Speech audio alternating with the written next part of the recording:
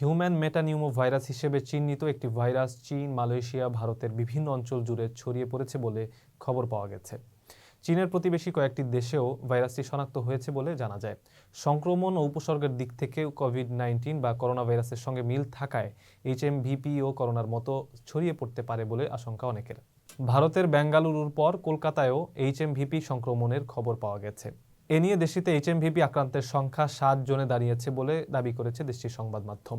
সংক্রমণ বাড়ায় মহারাষ্ট্র ও কর্ণাটক সহ বেশ কিছু রাজ্যে সতর্কতা জারি করেছে কর্তৃপক্ষ। এছাড়া ভারতের রাজধানী নয়াদিল্লির হাসপাতালগুলোকে রোগীর চাপ সামলাতে প্রস্তুত থাকার পরামর্শ দেওয়া হয়েছে।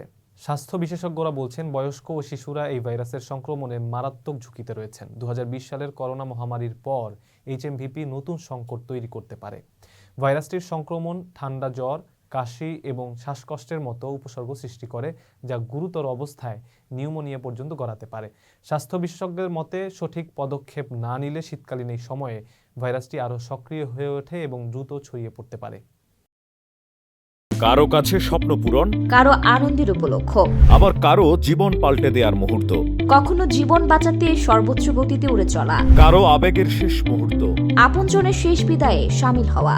এমন সব ইচ্ছে পূরণে সর্বনিম্ন ভাড়ায় দ্রুতগতির বাহন প্রবাসীর হেলিকপ্টার। আপনার প্রয়োজনে যোগাযোগ করুন আমাদের হটলাইনে।